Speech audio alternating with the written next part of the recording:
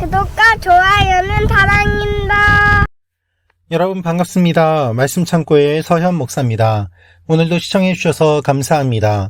오늘 말씀은 예레미야 애가 2장 11절부터 17절 말씀입니다. 여러분, 영적 지도자들이 잘못된 메시지를 전하면 어떻게 될까요? 타락하게 됩니다. 그리고 나라가 망하게 됩니다. 나라가 망한 결과 수많은 사람들이 죽음을 당하게 되고 눈물을 흘리게 됩니다. 오늘 말씀을 통하여서 우리에게 주시는 하나님의 마음을 함께 묵상해 보기 원합니다. 11절부터 말씀입니다. 내 눈이 눈물로 상하게 되고 내 내장이 끓어오른다. 내 간이 땅에 쏟아져 나왔으니 이는 딸 내 백성이 멸망했기 때문이다. 이는 내 자식들과 아기들이 성읍의 광장들에서 기운을 잃고 있기 때문이다. 성읍의 광장에 마치 부상당한 사람처럼 쓰러져서 자기 어머니의 품 안에 그들의 생명을 쏟아붓고는 곡식과 포도주는 어디 있나요? 하며 그들의 어머니에게 말한다. 딸 예루살렘아, 내가 너를 어떻게 위로하겠느냐? 내가 너를 무엇에 비교하겠느냐? 처녀딸 시온아, 내가 너를 무엇에 비유해 위로하겠느냐? 내 상처가 바다처럼 큰데 누가 너를 치료해 주겠느냐? 내 예언자들이 너를 위해 거짓되고 헛된 것을 환상으로 보았다. 그들은 내가 포로되는 것을 막도록 내 죄악을 드러내는 일을 하지 못했다. 내게 거짓된 말과 현혹시키는 예언만 했다. 지나가는 사람들이 모두 너를 보고 손뼉을 친다.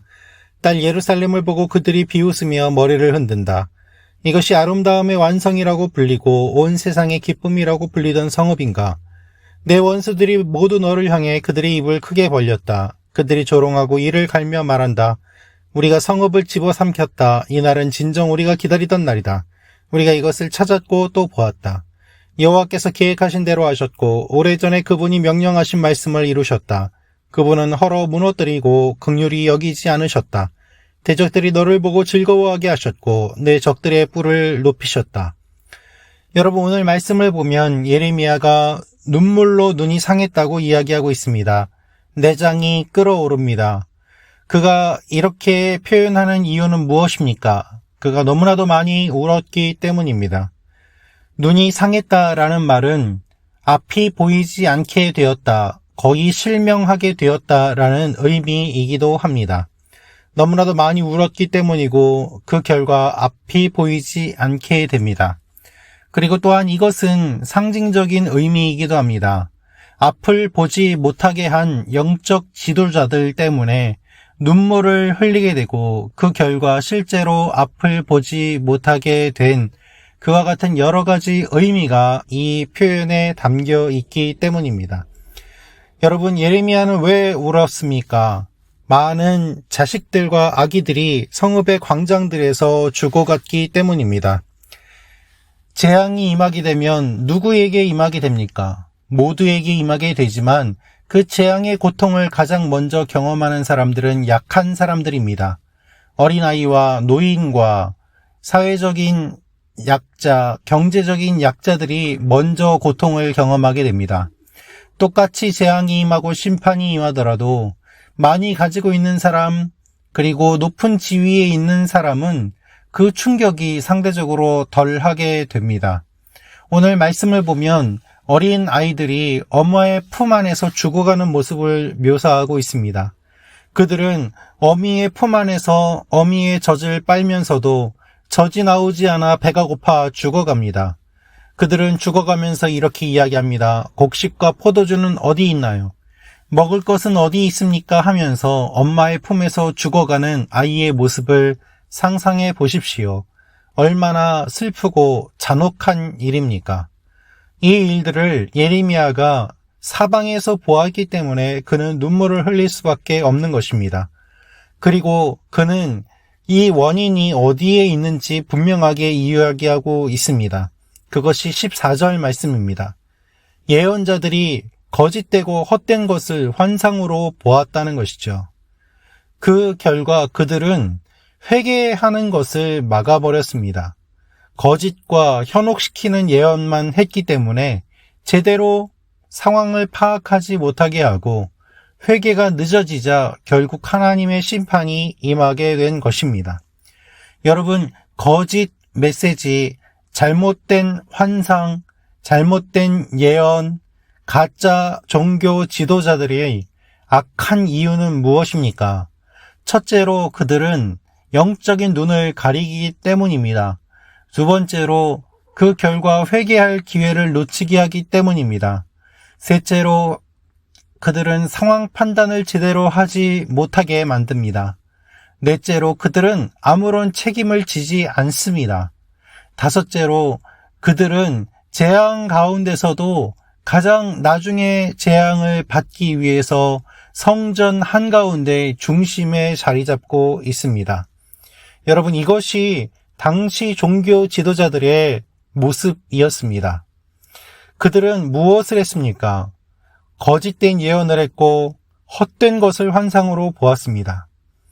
그리고 하나님의 마음을 전하는 것이 아니라 백성들의 마음을 위로하기 위해서 괜찮다 라고 위로하는 메시지만 전했습니다. 그 결과 성이 망하게 된 것입니다. 지나가는 사람들이 손뼉을 치고 비웃고 고개를 절레절레 흔들면서 아이고 저거를 봐라 라면서 말로 큰 상처를 주게 되는 것이죠. 여러분, 육체적인 공격도 아프지만 더 깊고 오래가는 공격은, 상처는 결국에는 말로 하는 것입니다. 언어적인 폭력이 얼마나 깊게 마음에 박힙니까? 대적들이 보면서 비웃습니다. 그 이유는 무엇입니까? 결국 영적인 지도자들이 제대로 상황 파악을 하지 못하고 깨어있지 못하고 하나님의 말씀을 전하지 못했기 때문입니다. 사랑하는 말씀 창고 가족 여러분, 그래서 우리가 영적으로 깨어있는 것이 중요합니다. 그래서 영적인 지도자들이 중요합니다. 그러나 우리는 그것을 제대로 인지하지 못합니다. 여러분, 한번 생각해 보십시오. 어떤 사람이 어떤 상황에 처하게 되었을 때 그를 바라보면서 진지하게 그렇게 해서는 안 되고 하나님이 그것을 원하시지 않고 그 길은 잘못된 길이라고 이야기해주는 사람은 어떤 사람입니까? 바로 상대방에 대한 애정이 있는 사람입니다. 그것이 목회입니다. 목회는 무조건 좋은 말만 하고 그리고 겉으로는 무엇인가 친절해 보이고 신사적으로 보이는 그와 같은 것으로 점철된 행위가 아닙니다. 잠깐 좋은 말을 해주고서 그것에 상응하는 돈을 받는 행위가 목회가 아닙니다. 목회는 한 영혼 한 영혼을 바라보며 그를 위해 눈물 흘리고 무릎 꿇고 진실된 이야기를 해주는 그 행위가 목회입니다. 하나님께서 무엇을 원하시는지 하나님의 마음을 전하는 것이 설교요 메시지이고, 그리고 하나님께서 싫어하시는 것을 선포하시는 것이 진정한 설교요 메시지입니다. 예레미야 당시의 종교 지도자들은 그렇게 하지 않았습니다. 나라가 망할 위기에 있음에도 불구하고 사람들에게 나라는 괜찮다, 하나님의 나라가 설마 망하겠느냐, 지금까지 괜찮았는데 하나님이 우리를 망하게 하시겠느냐, 이러한 생각으로 괜찮다, 잘하고 있다, 힘내라, 이런 식의 격려하고 위로하고 사람들의 입맛에만 맞춘 메시지를 전했기 때문에 결국 회개하지 않고 사람들은 왜 이 재앙이 일어나는지도 모르는 채 재앙을 맞이하게 되었던 것입니다. 사랑하는 말씀 창고 가족 여러분, 우리의 모습을 한번 생각해 볼까요? 정말 바른 이야기를 하는 사람들이 많이 보이지 않습니다. 그나마 보이는 사람들도 점점 사라져 가고 있습니다. 논란에 쌓이는 것을 피하고 휩쓸리는 것을 싫어하고 극단적으로 보이는 것 같아서 정작 필요한 이야기를 하지 않는 그와 같은 일들이 우리 주위에 많이 일어나고 있습니다.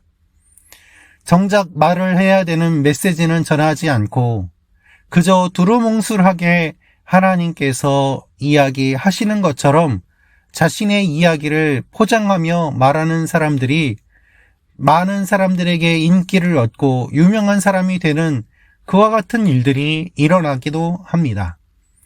정말 하나님께서 시대를 분별하고 선포하고자 하는 메시지는 전하여지지 않고 사람들이 원하는 성공과 높은 자리에 올라가는 것과 적극적인 사고방식과 평안함과 잠시 마음의 위안을 얻는 것이 모든 사람들이 받아들일 수 있는 메시지를 전하는 것이 그것이 성공의 지름길이라고 생각하고 하나님의 메시지라고 착각하고 하나님이 보여주시는 환상이라고 하면서 전달하는 사람들이 대부분이라면 어떻게 건강하게 나라가 유지될 수 있겠습니까? 영적인 선포가 어떻게 되느냐에 따라서 사람들의 마음이 하나님께로 향하느냐 그렇지 못하느냐가 결정됩니다. 오늘 말씀은 예레미야가 그렇게 되지 못한 상황 속에서 눈물 흘리며 안타까워하는 이야기가 기록되어 있습니다. 하나님께서는 계획하신 대로 하셨다. 그런데 오래전에 계획하신 이 계획이 이루어지는 과정 가운데 하나님은 분명히 말씀하셨고 메시지를 전해주셨고 회개할 기회를 주셨고 너희가 깨어있기를 원하셨고 그리고 돌이키기를 원하셨는데 그렇게 하지 않았기 때문에 하나님의 계획대로 일이 진행되었을 뿐이다. 오래전에 하나님이 명령하신 것을 그분은 이루셨지만 우리가 그 메시지를 듣지 않았고 그 메시지를 잘못 전했고 그 메시지를 원하지 않았기 때문에 대적들이 우리를 바라보며 즐거워하는 이와 같은 상황이 되었다라면서 기뻐하고 있는 대적들 앞에 눈물을 흘리고 있는 것입니다. 여러분, 우리의 대적들은 우리가 망하는 것을 즐거워합니다. 항상 호시탐탐 놀리고 있습니다. 그래서 우리는 이와 같은 대적들이 있음을 기억해야 합니다. 오늘 말씀은 무엇을 우리에게 알려주고 계십니까? 우리의 영적인 메시지가 어떠한지를 다시 한번 돌이켜보라고 우리에게 알려주고 계십니다. 우리가 어떤 메시지에 귀를 기울이는지 다시 한번 돌아보라고 말씀하고 계십니다. 여러분, 우리 한 사람 한 사람이 달콤한 메시지에만 중독되어 있다면 하나님의 메시지가 들리지 않게 될 것입니다.